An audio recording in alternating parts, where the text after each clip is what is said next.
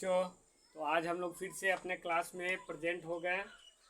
और आज जैसे हमने पिछला वीडियो में देखे हैं, जो प्रीवियस एग्जामिनेशन जो हुआ है हमारी 10वीं की, उसके कुछ क्वेश्चन हमने कराया था, जो भी बोर्ड एग्जामिनेशन में पूछा गया था उसका। और आगे हम लोग देखते हैं, आज भी कुछ क्वेश्चन उसके जो भी क्वेश्चन हैं उसको देखते हैं कि किस तरह के प्रश्न आपके एग्जामिनेशन में पूछा गया था। वो मेंसुरेशन के हो सकते हैं और भी कुछ अलजेब्रा के क्वेश्चन होंगे। तो देखते हैं कौन कौन सा प्रश्न था जो आपके एग्जामिनेशन में ऑब्जेक्टिव क्वेश्चन में पूछा गया था। तो देखते हैं, चलिए आइए। तो सबसे पहला जो प्रश्न है ना, वो सबसे पहला प्रश्न हम देखते हैं। और ये है आपके 10th एग्जामिनेशन का, है ना। 10th का जो बोर्ड एग्जाम हुआ है उसी का ये क्वेश्चन है ना।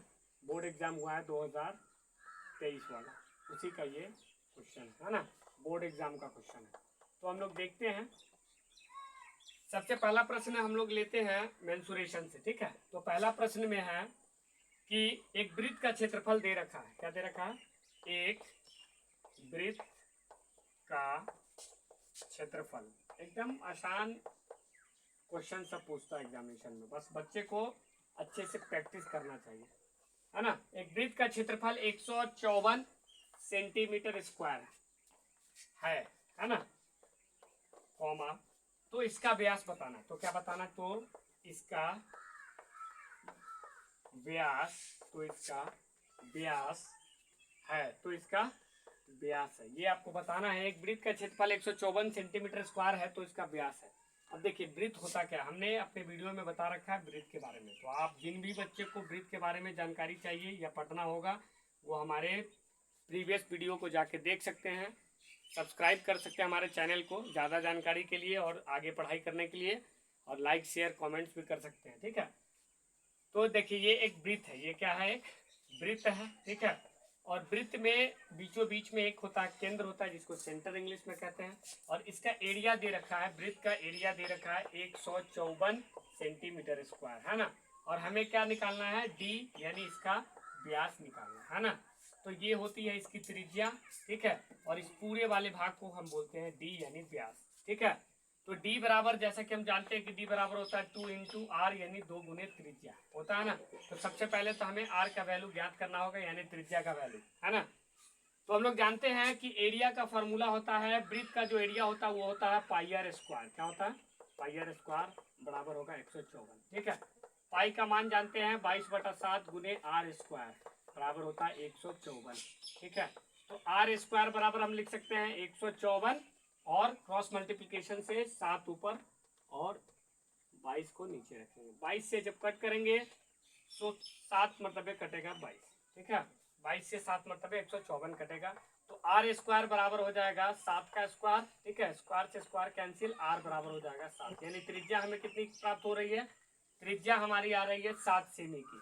तो व्यास हमें कितना आ जाएगा? 2 गुने 7 करेंगे तो डी बराबर आ जाएगा, यानी व्यास बराबर आ जाएगा 14 सेंटीमीटर। तो जिस भी ऑप्शन में आपका अगर 14 सेंटीमीटर है वो आपका आंसर हो गया, है ना।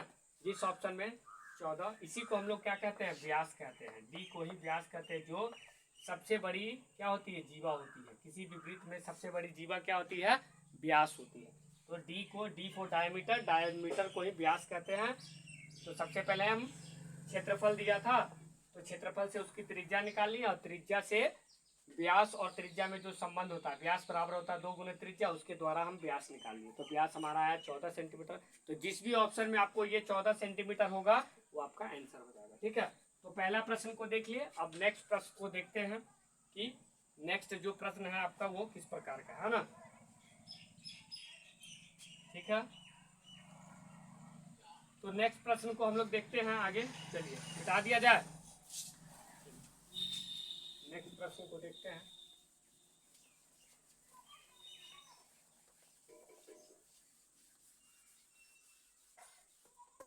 नेक्स्ट प्रश्न हमारा है,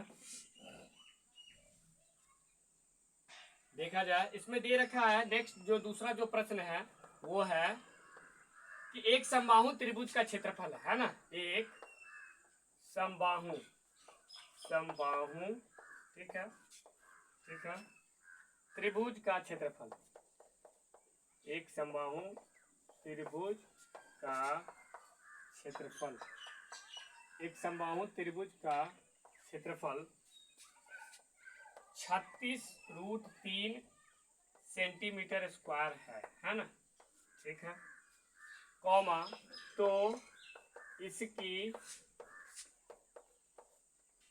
भुजा है, तो इसकी भुजा है, भुजा क्या होती है ना। तो इसका देखिए एक समबाहु त्रिभुज है, आपको पता होना चाहिए कि समबाहु त्रिभुज किसे कहते हैं। समबाहु त्रिभुज का मतलब होता है वैसा त्रिभुज जिसकी सभी भुजा समान हो, है ना, क्या हो, समान हो। जैसे अगर ए बी सी एक समबाहु त्रिभुज है, तो इसमें ए बी भुजा जो होगा वो बी सी के बराबर होगा, बी सी बराबर होगा ए सी के, यानी तीनों भुजा आपस में क्या हो, समान हो, उसी को कहते हैं समबाहु त्रिभुज। क्या कहेंगे, समबाहु त्रिभुज, ठीक है, इसको क्या कहेंगे, समबाहु त्रिभुज, यानी वैसा त्रिभुज जिसकी तीनों भुजाएं आपस में समान हो, है ना। तो इसमें कह रहा है कि समबाहु त्रिभुज का क्षेत्रफल 36√3 सेंटीमीटर स्क्वायर है, तो इसकी भुजा क्या होगी। तो आपको पता होगा कि समबाहु त्रिभुज का एरिया जो होता है, क्षेत्रफल जो होता है, वो होता है √3/4 गुने भुजा स्क्वायर, यही होता है समबाहु त्रिभुज का क्षेत्रफल। तो हमको ये भुजा निकालना है और क्षेत्रफल एरिया हमको दे रखा है 36√3 बराबर लिखेंगे √3/4 गुने भुजा स्क्वायर, क्या लिखेंगे, भुजा का स्क्वायर, ठीक है। तो देखते हैं, क्रॉस मल्टीप्लिकेशन करेंगे तो आएगा हमारे पास में 36√3, नीचे आ जाएगा √3 और ऊपर में मल्टीप्लाई करके 4 आएगा, बराबर हो जाएगा भुजा स्क्वायर, क्या होगा, भुजा का स्क्वायर, ठीक है। तो √3 से √3 को काट देंगे, बच जाएगा 36 गुने 4 हमारे पास में, ठीक है। और ये स्क्वायर है, इधर आएगा तो अंदर रूट आ जाएगा 36 गुने 4 का, बराबर आएगा भुजा, क्या आएगा, भुजा। तो भुजा जो हमें निकल के मिलेगा वो आ जाएगा भुजा, रूट अंदर 36 का तो 6 होगा, और 2 का हो जाएगा, 4 का हो जाएगा 2 वर्गमूल, है ना, तो 6 गुना 2 यानी 12 हो जाएगा, कितना हो जाएगा, 12 सेंटीमीटर, यही हमारी भुजा होगी। तो जिस भी ऑप्शन में आपको 12 सेंटीमीटर है वो आपका आंसर हो जाएगा, ठीक है। यानी ये जो भुजा होगी वो 12 सेंटीमीटर की होगी, कितना होगी, 12 सेंटीमीटर, ठीक है। यानी इस समबाहु त्रिभुज की जो भुजा हमसे पूछा जा रहा है वो कितना का होगा, 12 सेंटीमीटर का होगा, है ना, प्रत्येक भुजा 12 सेंटीमीटर का होगा, क्योंकि समबाहु त्रिभुज की हर एक भुजा कितनी होती है, समान होती है। तो एक भुजा 12 है तो सभी भुजा 12-12 होगी, ठीक है। चलिए, अगर इसी में एक प्रश्न और डाल देता कि इसकी परिमिति बताइए, तो क्या करते, तीनों भुजाओं को लंबाई के आपस में जोड़ देते, 12 जोड़ 12 जोड़ 12, 12 12 24 और 12 36, यानी 36 सेंटीमीटर इसका क्या हो जाता, परिमिति हो जाता, ठीक है। चलिए इसको मिटा दिया जाए, ठीक है।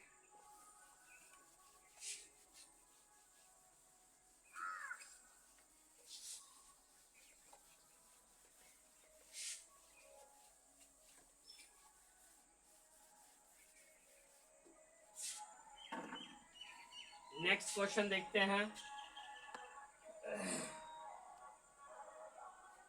नेक्स्ट जो है तीसरा नंबर क्वेश्चन है हमारे पास, वो क्या है, ठीक है, देखते हैं। तीसरा नंबर क्वेश्चन दे रखा है, हाँ, लिखा हुआ है के किन मानो, के किन मानो, ये अलजेब्रा का है ना, के लिए द्विघात, के लिए द्विघात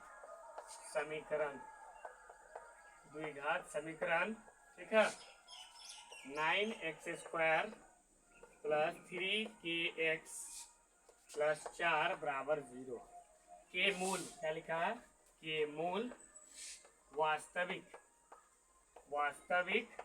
ठीक है, और समान है,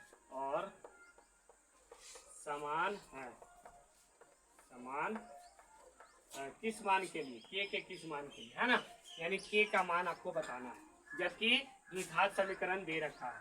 तो और द्विघात समीकरण के मूल कैसा है, वास्तविक और समान है, वास्तविक और समान होगा तो पहले हम द्विघात समीकरण लिखेंगे, क्या लिखेंगे, 9x² + 3kx, ठीक है, +4 बराबर 0 दे रखा।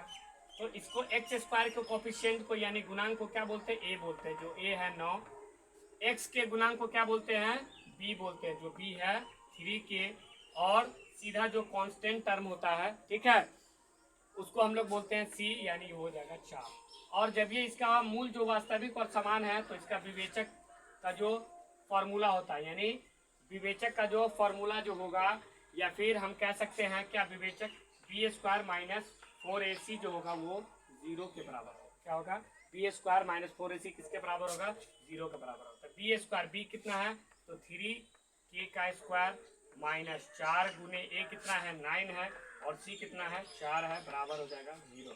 तो 9 का स्क्वायर होगा, 3 का स्क्वायर हो जाएगा 9, के का स्क्वायर होगा के स्क्वायर, फिर हो जाएगा माइनस, अब इसको गुना करेंगे तो हो जाएगा 9 चौक 36, और 36 चौके हो जाएगा 36 चौके 144, है ना, बराबर 0। अब इसको नेक्स्ट आगे हल करते हैं तो हम लोग पाएंगे 9k square is equal to 144 आएगा। जब दाहिने साइड ले जाएंगे तो k स्क्वायर बराबर आ जाएगा 144 बटा 9। तो k बराबर हमें क्या मिलेगा? अंदर रूट 144 और बटा 9। तो इसको अंदर रूट को खत्म करेंगे तो वर्गमूल निकालेंगे तो 144 का 12 होगा और 9 का हो जाएगा 3, 3 से काटेंगे 3 4 जा 12, यानी k का जो वैल्यू हमें निकल के आ जाएगा वो आ जाएगा 4। कितना आएगा? 4। k का जो मान आएगा हमारे लिए वो कितना आएगा? 4 आ जाएगा, वही हमारा आंसर हो जाएगा। ठीक है, तो k के किस मान के लिए? तो k बराबर 4 होगा आंसर, यानी जिस भी ऑप्शन में 4 है वही आपका आंसर होगा। ठीक है, चलिए, हाँ ये एक देख सकते हैं, रूट हटने के बाद प्लस माइनस होता है तो ये आप जरूर मिला लेंगे कि प्लस माइनस क्या होगा? प्लस माइनस 4 हो सकता है। ठीक है, प्लस माइनस 4। ठीक है, ये ऑप्शन में क्योंकि द्विघात समीकरण है तो प्लस माइनस 4 होता है। ठीक है, इस बात को ध्यान में रखिएगा। ठीक है, तो k इज इक्वल टू होगा प्लस माइनस 4, क्योंकि द्विघात समीकरण में जब रूट हटेगा तो प्लस माइनस 4 लिखेंगे। ठीक है, चलिए नेक्स्ट क्वेश्चन देखा जाए। तो नेक्स्ट क्वेश्चन देखते हैं, इसी पर अलजेब्रा का ही क्वेश्चन है ये। ठीक है, अगला क्वेश्चन, चौथा नंबर क्वेश्चन को हम लोग देखते हैं। बेटा इसको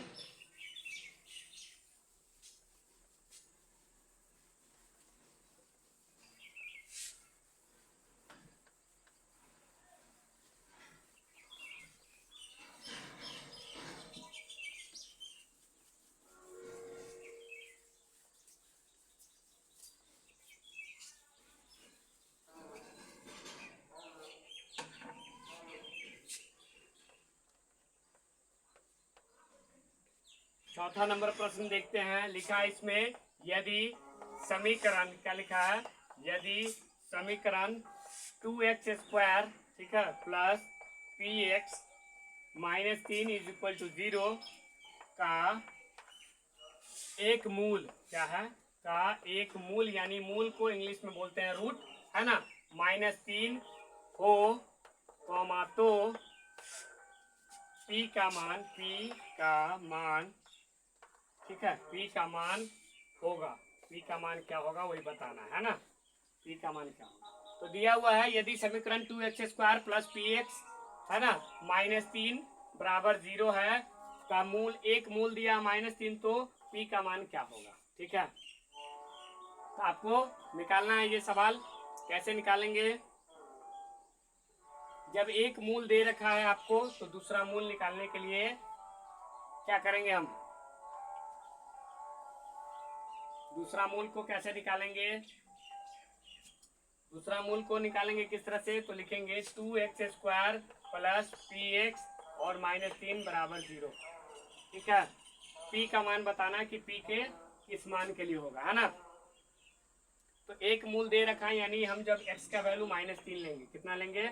x का वैल्यू -3 लेते हैं। कितना लेते हैं? x का वैल्यू -3। ठीक है, इसमें रखेंगे तो क्या पाएंगे? 2 गुने -3 का स्क्वायर जोड़ p का वैल्यू तो निकालना ही है, गुने -3 बराबर क्या हो जाएगा? 0। तो रखेंगे 2 गुने -3 का स्क्वायर 9 आएगा, प्लस माइनस माइनस 3p, है ना, -3 इज इक्वल टू 0। 2 9 18 में से 3 घटाएंगे, -3p बराबर होगा 0। 18 में से 3 गया तो 15, -3p बराबर हो जाएगा 0। तो आपको आगे देखना क्या कि 15 इसी साइड रखेंगे, 3p उधर ले जाएंगे तो p बराबर लिखेंगे 15 बटा 3, 3 × 5 = 15, 5, यानी p का वैल्यू कितना आएगा? 5। कितना आ जाएगा पी का वैल्यू 5। तो जिस भी ऑप्शन में पी का मान अगर 5 है वो आपका क्या हो जाएगा, आंसर हो जाएगा। ठीक है, वो क्या हो जाएगा, आंसर हो जाएगा। तो देखिए और अगले क्वेश्चन पर चलते हैं। अगला क्वेश्चन जो है हमारा 5वां नंबर क्वेश्चन होगा, उसको देखते हैं।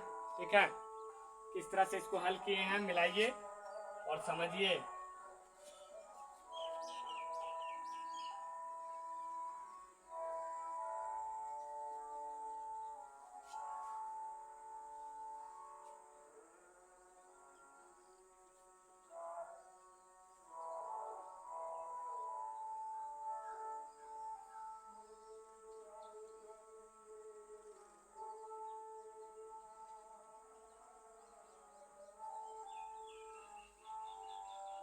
चलिए आगे देखते हैं। एक प्रश्न है, इसको पहले देख लीजिए। ठीक है,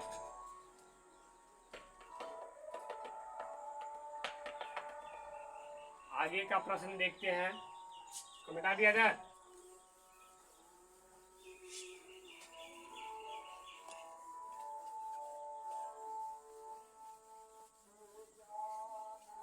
नेक्स्ट जो है हम लोग देखते हैं। ठीक है, तो नेक्स्ट क्वेश्चन क्या है, ये है आपको फिर से मेंसुरेशन का क्वेश्चन है ना। 5वां नंबर प्रश्न है कि एक 8 सेंटीमीटर त्रिज्या लिखा है, एक 8 सेंटीमीटर त्रिज्या, ठीक है, त्रिज्या के ठोस गोले से, ठोस गोले से 1 सेंटीमीटर त्रिज्या के कितने ठोस गोले बनाए जा सकते हैं, कितने ठोस गोले बनाए जा सकते हैं। ठीक है, तो आपको दिया हुआ है कि एक 8 सेंटीमीटर त्रिज्या के ठोस गोला है, उससे 1 सेंटीमीटर त्रिज्या के कितने ठोस गोले बनाए जा सकते हैं ना। तो एक गोला ऐसे करके गोला करके दिया हुआ है। ठीक है, ये आपका गोला है। ठीक है, और इसका जो त्रिज्या है वो दे रखा है, कितना दे रखा है, 8 सेंटीमीटर। और ये गोला है, क्या है, ये गोला है। इससे कह रहा है कि कितने ठोस गोले बनाए जा सकते हैं, यानी छोटा छोटा, जिसकी त्रिज्या दे रखी है 1 सेंटीमीटर की। कितनी है त्रिज्या, 1 सेंटीमीटर की। ठीक है, यानी ये जो छोटा छोटा जो है इसकी त्रिज्या कितनी है, 1 सेंटीमीटर गोले। इससे कह रहा बड़ा वाला से ये छोटा वाला जो गोला है वो कितना बनाया जा सकता है। इसकी त्रिज्या 8 है, इसकी त्रिज्या 1 है ना। तो हम सबसे पहले बड़े वाले गोले का आयतन निकालेंगे और उसमें ये छोटे वाले गोले के आयतन से भाग दे देंगे, है ना। अपने आप निकल के आ जाएगा कि कितना बनाया सकते। तो बनाया जा सकते यानी संख्या पूछा जा रहा है, तो संख्या जब ये निकालना रहेगा तो आप बड़े वाले गोले का आयतन लिखेंगे 4/3। ठीक है, पाई, और आर जो है, आर इसमें कितना है, 8, तो 8 का क्यूब कर देंगे, है ना। और छोटे वाले में 4/3 पाई, और छोटे वाला का कितना है, 1 का क्यूब कर देंगे। क्योंकि संख्या निकालना है, किसकी संख्या, तो गोले की संख्या, कितने ठोस गोले बनाए जा सकते हैं। तो उसकी संख्या निकालने के लिए बड़े वाले गोले का आयतन भागा छोटे वाले गोले का आयतन, 4/3 से 4/3, पाई से पाई, तो होगा 8 का क्यूब, यानी 8 × 8 × 8 अगर बाई 1 का क्यूब 1 होता है। 64 अट्ठे करना है आपको, अगर याद नहीं है तो 64 अट्ठे कर लेंगे। 8 चौके 32 के 2 हासिल 3, और 8 × 48 और 3 × 51, 512। क्योंकि कंफ्यूजन में गलत नहीं करके आना है। 512/1 यानी 512 छोटे छोटे गोले बनाए जा सकते हैं। तो जिस भी ऑप्शन में 512 है वो आपका आंसर है ना। चलिए 5वां नंबर भी हो गया। अब अगला जो है, अगला देखते हैं। ठीक है, अगला क्वेश्चन को देखते हैं।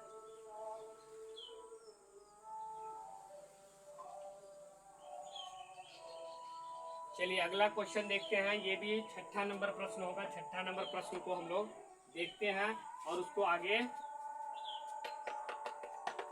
सॉल्व करते हैं। ठीक है, चलिए मिटाया जाए। 18 नंबर प्रश्न को देखते हैं और उसको सॉल्व करते हैं।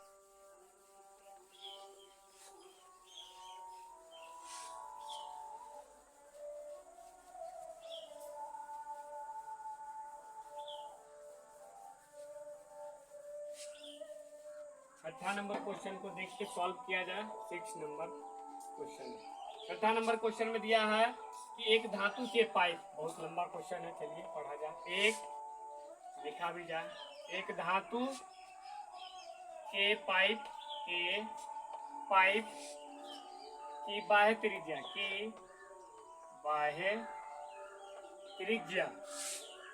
बाह्य त्रिज्या 4 सेंटीमीटर और आंतरिक त्रिज्या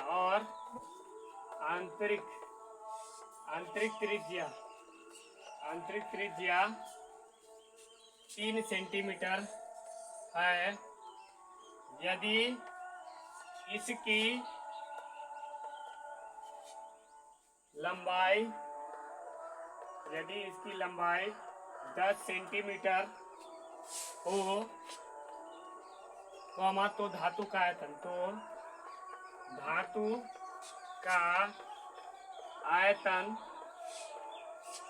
होगा। तो धातु का आयतन क्या होगा वो बताना है, ठीक है। चलिए, ये क्वेश्चन तो बहुत लंबा है, पर क्वेश्चन लंबा होने से कोई दिक्कत नहीं है, आपको इसको निकाल के बताना है ना। एक धातु का पाइप है जिसमें बाह्य त्रिज्या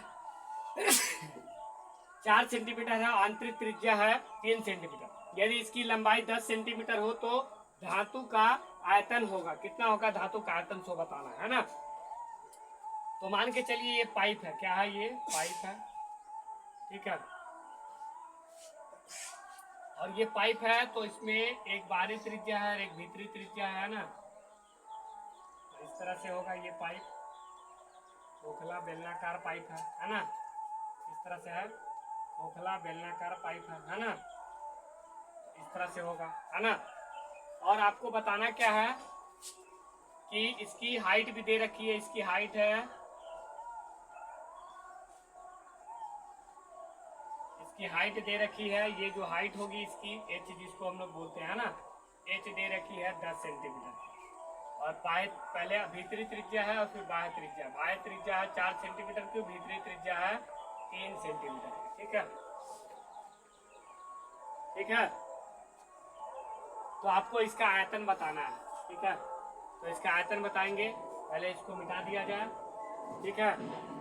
ये एक तरह से रिंग की तरह हो गया, रिंग का जो आयतन होगा, है ना, छल्ले का जो आयतन होता है उसी के फॉर्मूला से निकालेंगे, ठीक है। तो क्वेश्चन को मिटाया जाए।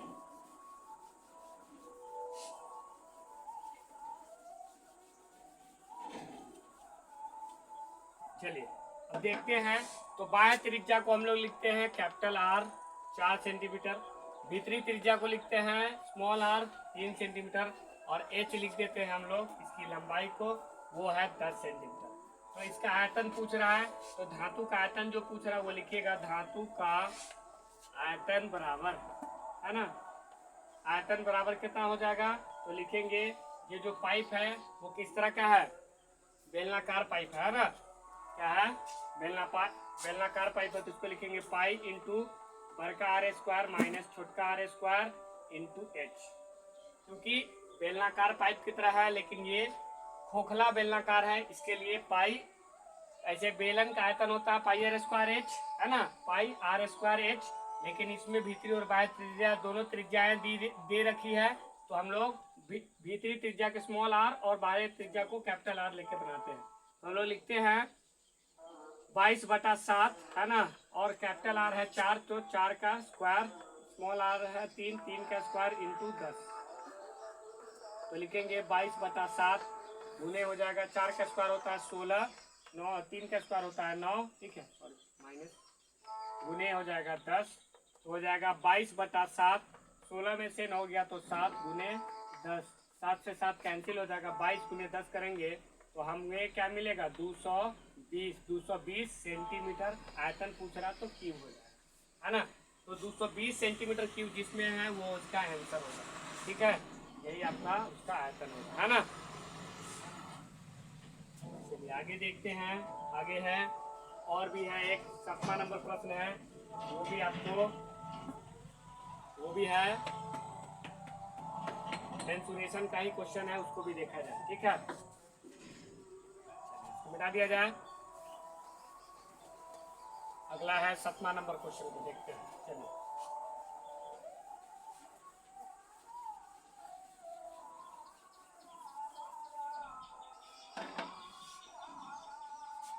7वां नंबर क्वेश्चन को हम लोग देखते हैं और आगे सॉल्व करते हैं। लिखा है एक शंकु के आधार का व्यास दिया है ना, एक शंकु के आधार का व्यास है ना 10 सेमी और इसकी ऊंचाई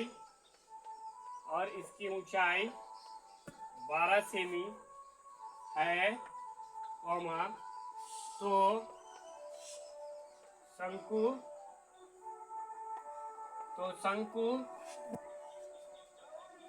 का आयतन बताना है ना। शंकु का आयतन है, तो शंकु का आयतन क्या है वो बताना है। शंकु पहले बनाएंगे कैसे, इस तरह से, क्योंकि चित्र जो है यह ऑब्जेक्टिव है तो इसमें चित्र का जरूरत नहीं है, लेकिन जब इसका लॉन्ग क्वेश्चन जब भी हम लोग हल करेंगे एग्जामिनेशन में तो उसमें फिगर जरूर बनाना चाहिए, क्योंकि मेंसुरेशन है। अगर आप फिगर बना देते हैं तो आधा प्रश्न आपका फिगर से ही हल हो जाता है ना। तो इसकी तिरछी लंबाई इसमें नहीं दे रखा, आधार का व्यास दे रखा, यानी व्यास जो ये पूरे को कहते हैं, तो व्यास इसमें दे रखा कितना है 10 सेंटीमीटर का। तो इससे हम त्रिज्या यानी r निकालेंगे है ना। तो r बराबर होगा d/2, व्यास का आधा होता है, तो व्यास 10 से 10 का आधा करेंगे तो 5, इसकी त्रिज्या कितनी आएगी 5 सेंटीमीटर की है ना। उसके बाद इसकी ऊंचाई दे रखी है 12 सेंटीमीटर, ऊंचाई कितनी है h जो है वो 12 सेंटीमीटर का दे रखी है ना। ठीक है, यानी h दे रखी है 12 सेंटीमीटर का, लेकिन हमें तिरछी जो है, तिरछी क्या है ऊंचाई जो है वो नहीं दे रखी है। तो हम आयतन को देखेंगे सबसे पहले, आयतन में क्या क्या जरूरत होता है। तो आयतन हम देखते हैं कि शंकु का जो आयतन होता है यानी वॉल्यूम होता है, क्या होता है शंकु का जो आयतन होता है 1/3 पाई r स्क्वायर। ठीक है, पाई r स्क्वायर h होता है। तो हमको r और h का जरूरत होता है, तो l निकालने से कोई फायदा नहीं, ऐसे l होता है तिरछी ऊंचाई। ठीक है, तो हम इसको लिखेंगे 1/3। ठीक है, 1/3, और उसके बाद में हमको देखना होगा कि ऑप्शन में क्या है, पाई का वैल्यू है या नहीं है। ठीक है, अगर पाई का वैल्यू, पाई में आंसर है या फिर पाई का वैल्यू रख के आंसर दिया हुआ है, तो मान के चलिए पाई का 1 नंबरी वाला एग्जामिनेशन का होता है, पाई का वैल्यू नहीं रहता है, वो डायरेक्ट पाई वैल्यू रखते थे। ठीक है, पाई ही रहने देते। आर का जो है, आर कितना है तो 5 है, तो 5 का स्क्वायर। एच कितना है 12 है, तो 12, 3 से काटेंगे 12 को, 3 चौके 12, यानी लिखेंगे पाई, और 5 का स्क्वायर होता है 50 25, और फिर गुने करेंगे 4, 25 चौका 100, 25 चौका 100 पाई, और क्या है वॉल्यूम है तो हम लिखेंगे सेंटीमीटर क्यूब। तो जिसमें भी 100 पाई सेंटीमीटर क्यूब वही इसका आंसर होगा है ना। चलिए आगे देखते हैं कुछ क्वेश्चन, 8वां नंबर क्वेश्चन को देखते हैं है ना। चलिए आप लोग देखिए और समझिए, और पसंद आए तो हमारे वीडियो को प्लीज़ सब्सक्राइब करें, चैनल को शेयर करें और लाइक कमेंट भी करें। ठीक है, आगे इसी तरह हमारे चैनल से जुड़ जाए कि आगे जितने भी मैथ्स की या किसी भी सब्जेक्ट की अगर विशेष रूप से आपको पढ़ाई करना है तो इस चैनल के माध्यम से हम लोग पढ़ सकते हैं। ठीक है, सब्सक्राइब जरूर कर दें चैनल को और एक लाइक जरूर करें। ठीक है,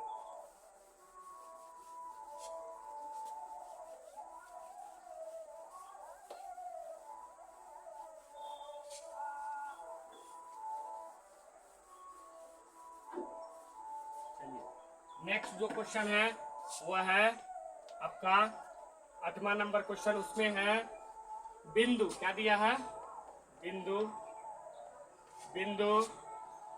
15,8 की मूल बिंदु से दूरी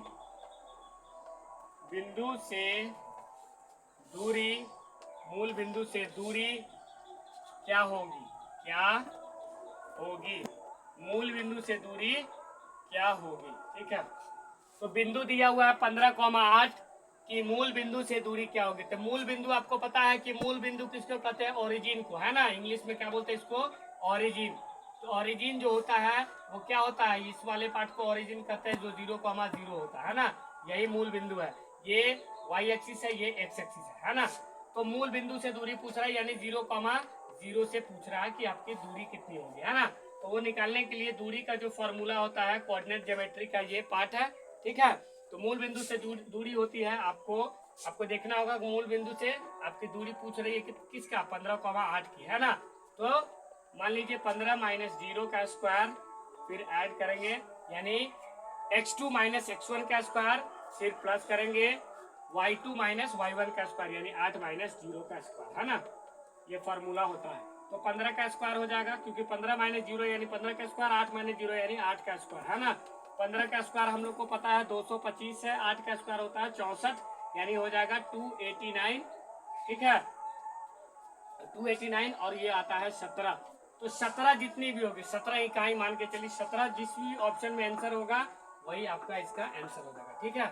तो मूल बिंदु से इसकी दूरी कितनी हो जाएगी, 17। कितनी हो जाएगी, 17 इकाई में, जिसमें दिया रहेगा वो इकाई, है ना। चलिए अगला नेक्स्ट क्वेश्चन देखते हैं, 9th नंबर क्वेश्चन, ठीक है। तो बच्चों समझ में आ रहा है तो कृपया करके हमारे चैनल को ज़्यादा से ज़्यादा शेयर करें, सब्सक्राइब करें और लाइक ज़रूर दें, ठीक है। आगे 9th नंबर,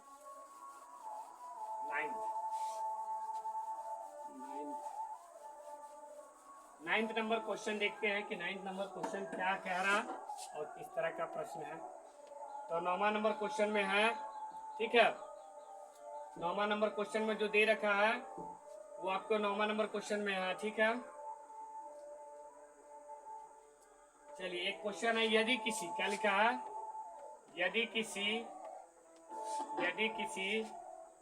गोले की त्रिज्या,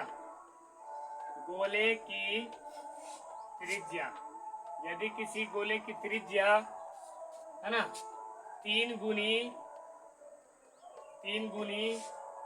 हो जाती है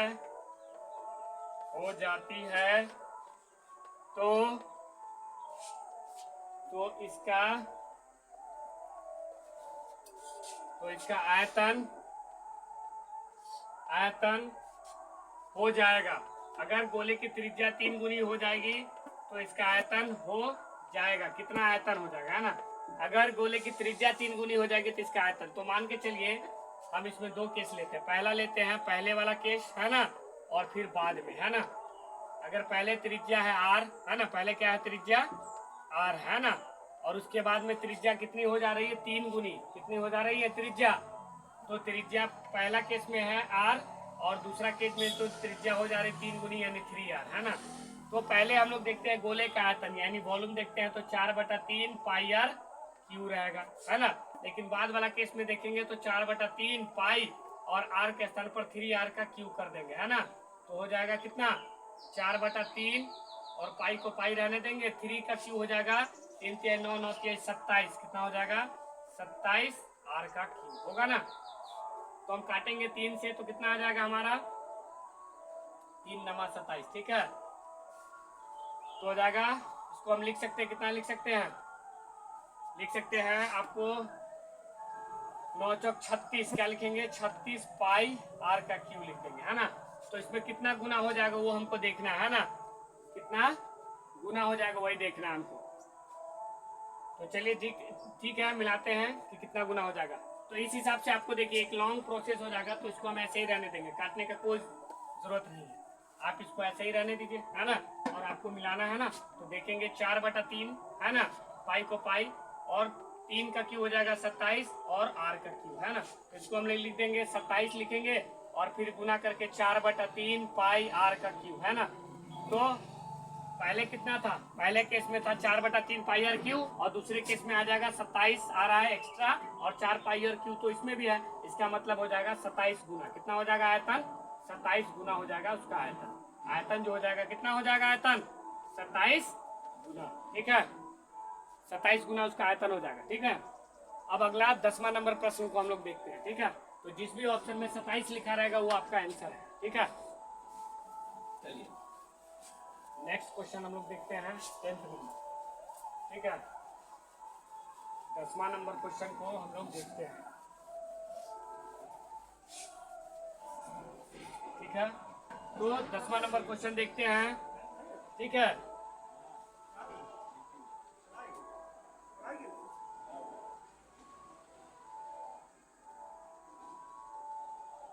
दसवां नंबर क्वेश्चन है,